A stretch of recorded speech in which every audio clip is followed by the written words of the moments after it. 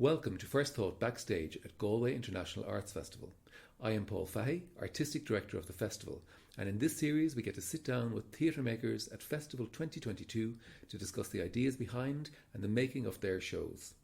You can listen back to all episodes via giaf.ie or find First Thought Backstage on any podcast platform. First Thought is presented in association with University of Galway. Hi, I'm Dr. El Putnam of the Houston School of Film and Digital Media at National University Ireland Galway, and I'm here tonight talking with the cast of Home, who gave their first performance of this run at the Galway International Arts Festival. It's a very unique production that combines improvisation, action with audience engagement, and really gets to the core of what makes a home.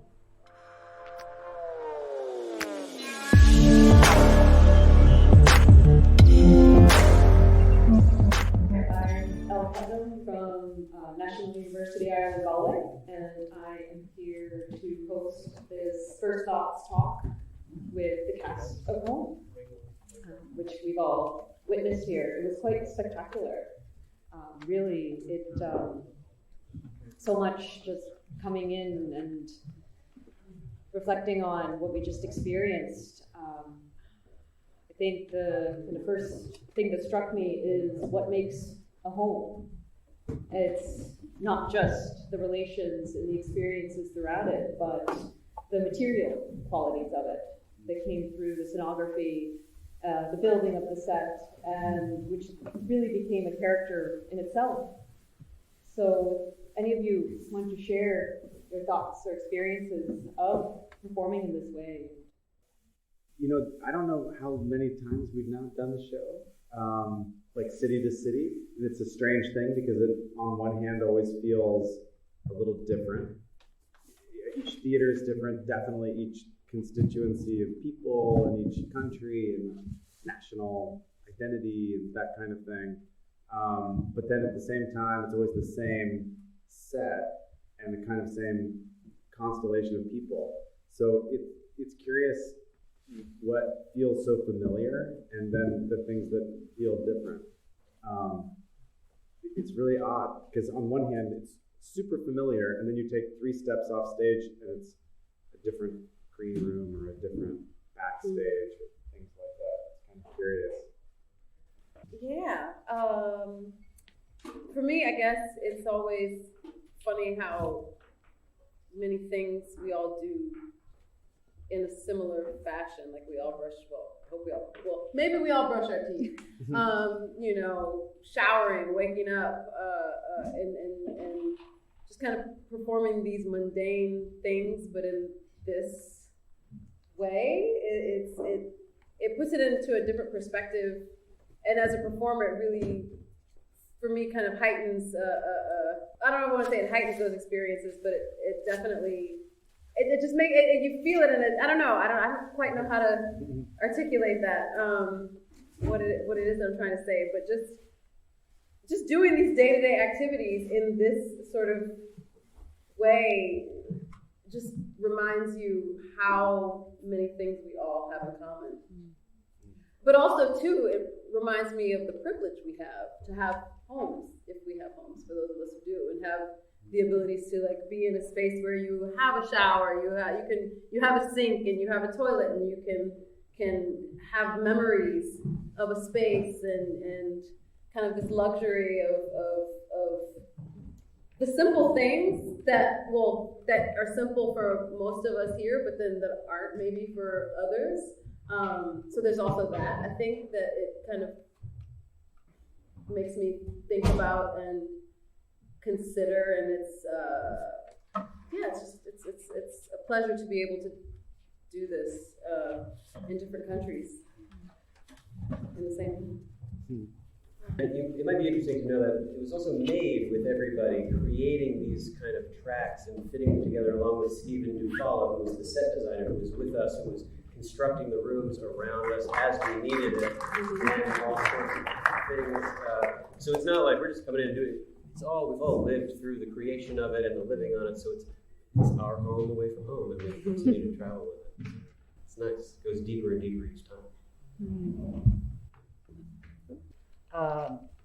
For me, doing the show reminds me of everyday living and my family and my first home, especially in the two characters that comes in, and without any script, they relate to you their childhood home. The two characters after the party, and that to me is very moving. And that each one of us, I think, has our own deep experience of home, one way or another. So I would ask you the same question of what you experience in watching the show. Performing in the show made me realize how chaotic normal life is, but we just get used to it. Right. Because say you need to be somewhere on time, but oh no, you wake up late. Then you have to go and do everything that you normally have time to do, but then you have to go and rush through it all so that you can get where you need to be. Right now, and how many challenges we face in putting this thing up from city to city. Impossible it all seems until we're actually doing it in front of, until we have a full house, in fact. We really can't do it. It doesn't make any sense doing it to an empty space. And obviously so much of the show, the heart of the show is when once our work is sort of done and we've toiled to put it up and whatnot, and then you guys get to inhabit it, then it really becomes a home, and it's just a miracle each time we do it in a new city. And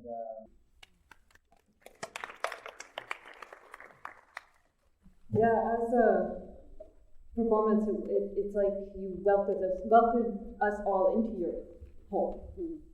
And some of the things that really were striking is the mundane quality of the performance. There was no kind of overarching story carrying it through, but like layers of actions, gestures, and memories that, will reveal and are quite intimate, yet also there were so many secrets and untold stories that form in it. I was also struck by the how verbal dialogue was very minimal and obscure. And yet, stories were told through gestures, stories were told through action, and through the choreography of it and how it kind of built up together. And then, of course, the engagement with the audience throughout, from the beginning. We're in a black box theater, and yet all part of it. So what is the significance of having this audience? I know you kind of alluded to it, where it doesn't really come alive until the audience is here. But if anyone wants to talk more about the significance of the audience as part of the performance.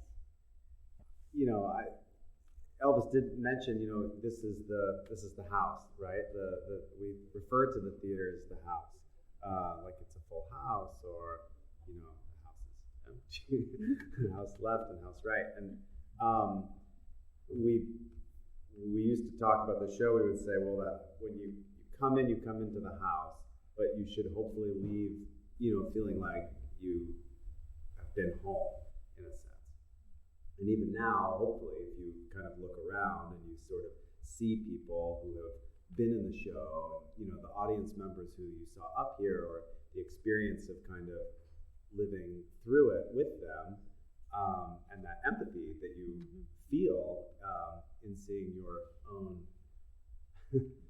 people going up on that stage and saying either, God, that wasn't me, or, I guess now it is me because I'm being spirited away too.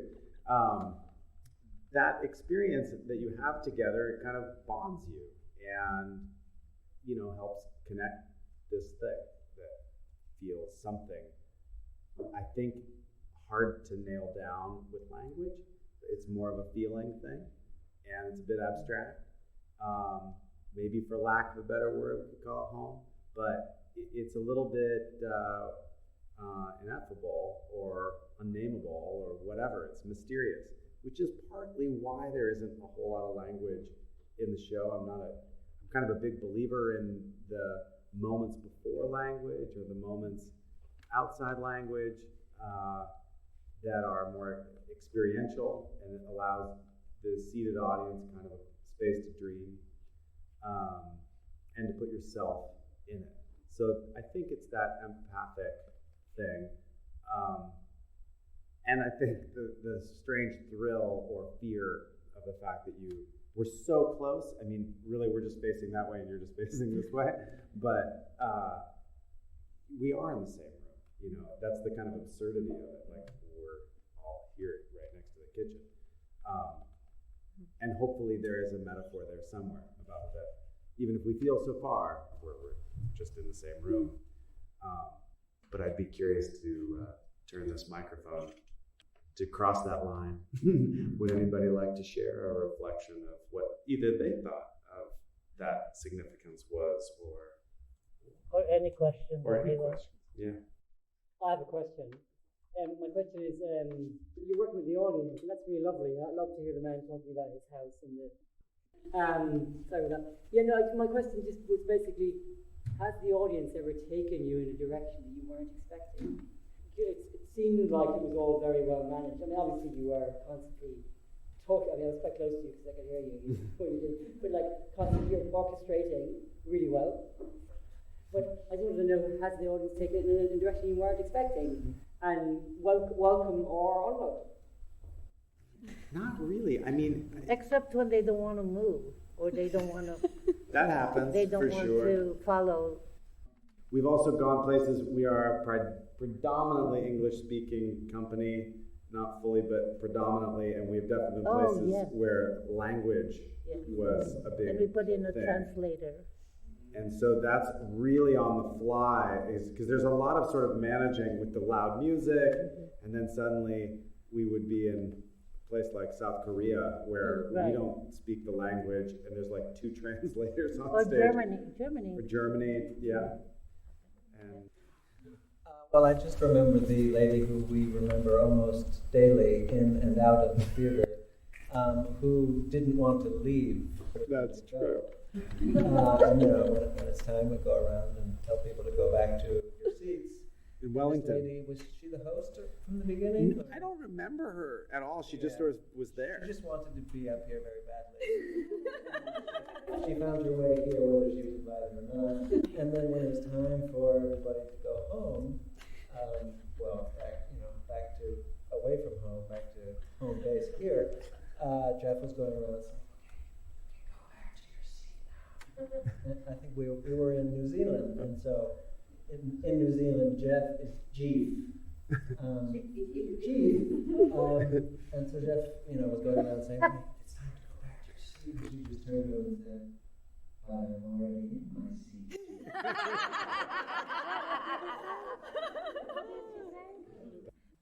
What is the rehearsal process like when you don't actually have an audience? When we don't have an audience. Right. How do you rehearse? Oh my goodness. Imaginary friends. That's a good question for Alva, because this is Alva's very first performance. She had a dress rehearsal today, and we met Alva like a week ago. Oh Not even. Not even. She started rehearsals Last Sunday. Well, when we don't have an audience when we're doing rehearsals, it's very weird because we need like 20 people or so, for all the stuff that the audience does. And so we have like 1 or 2 people, if any. So if we need more people, we have to pretend that there's people. So, we'll have like, so my mom would be at all the rehearsals. So she'd be the host, and then we'd be like, okay, here's the first guest. They're totally there, I promise you. And then we'd go through with that until it just made no sense. Yeah. Because there was 20 people made of air. Yeah, it's really a nightmare to practice it, honestly. And we never really figured it out. We would do it, we would get very lost with like chairs or cards, but they don't move. People like start just moving. So. Anybody else have any thoughts or? I don't think I can reach that. How did you choose that music and why? Right. Well, Geoff invited me to be part of this experience, and we went to high school together, and this is my first experience of being in the theater. Normally I just make songs for my own purposes. But I wrote the songs that I sang for the occasion. And in the beginning, it was kind of an open invitation to make these songs, but also to make there was no real knowing what the soundtrack was going to be. And there was an invitation to try and make some tango music if I could, which turns out I can't. And so there's a piece called Tango, right? Mm-hmm. A video is, when was that made? I think in the early 80s, there's a, I believe it's Polish, and it's, it actually won, it won an Academy Award. Maybe somebody out here is maybe more educated in this than I. But if you're a film buff, it's a short film called Tango. Do you know it, Wolfgang? And no, this is one, and I'm not even going to try to say this person's name because I will absolutely butcher it. But you can find this on YouTube, I'm sure, and I encourage you to do so. But it won an Academy Award for maybe Best Short. I'm not sure what it was in the early 80s. And when I was describing what I wanted this piece to be, of a kind of dance theater piece that was different, I asked people to kind of imagine all of the different generations moving through a house on top of one another, kind of fighting over their fridge. And when I described that, my friend Julian Crouch, who has been kind of the godfather of the piece in a way, he was one of our first directors, and his kid was the first kid, he said, "Oh, you mean like tango?" And I was like, "Oh God, there's always somebody who made the thing. What's that?" And he said, "You have to see this movie." And it is a really brilliant film that is just one tango. And I've seen this thing so many times, I cannot tell you how many people are in it. It's one room, and then the people keep coming in and exiting. But they are literally they film.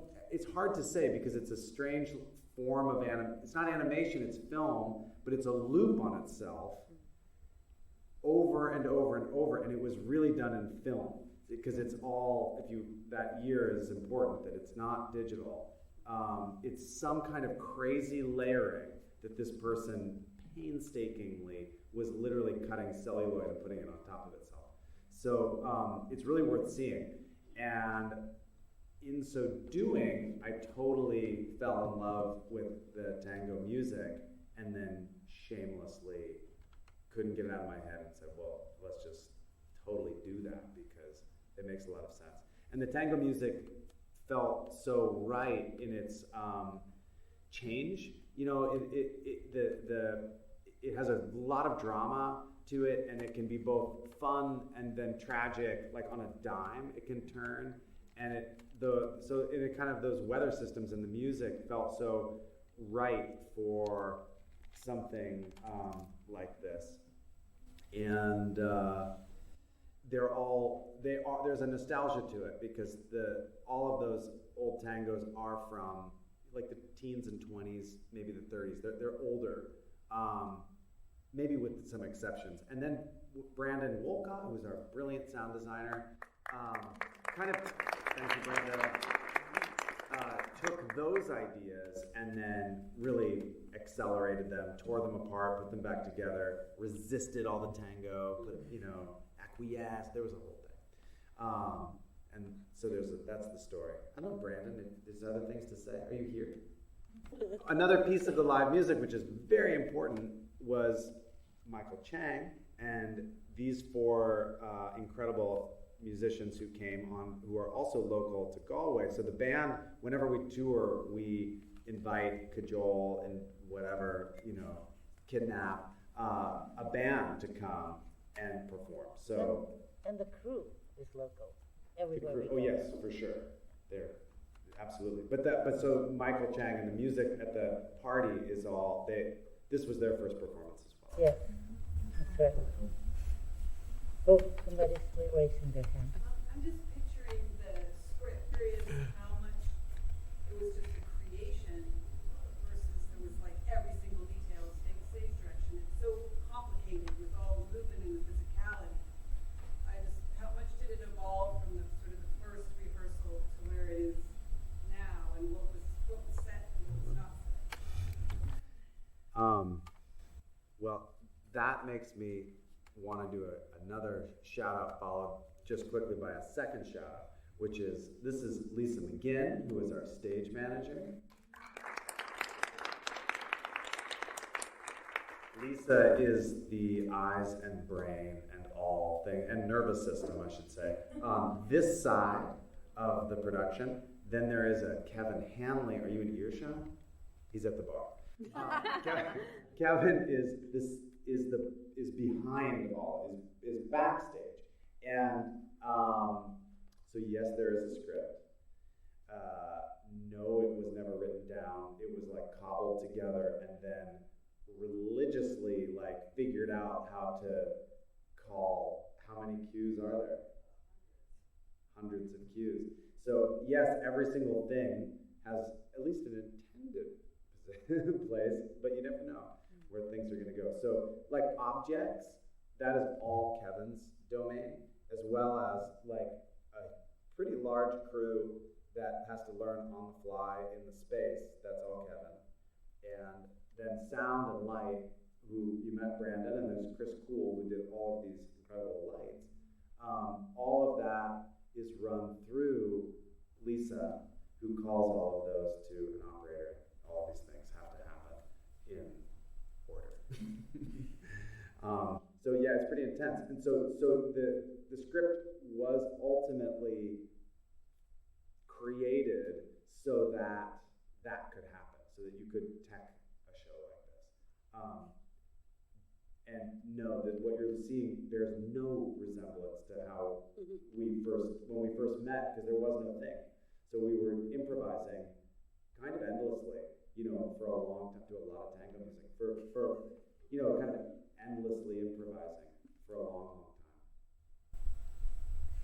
To say the term is, I found this incredibly confronting because the lights were turned on us, and I realized something was required of us from the word go, and I was resisting like mad, and being made a participant. And then, as I saw the house being involved, I became intrigued and drawn into it. And suddenly I found I was remembering, the house I was grown up in, and I could see my mother's life completely laid out right to the very end when you were leaving, and it was just so amazing to have the two things going on at once, your drama and my own. So it was a really successful three-dimensional device that you achieved.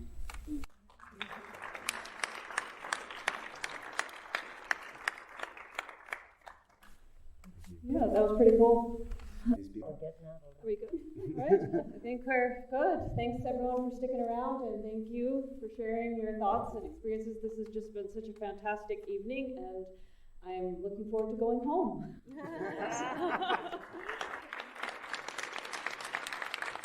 Thank you.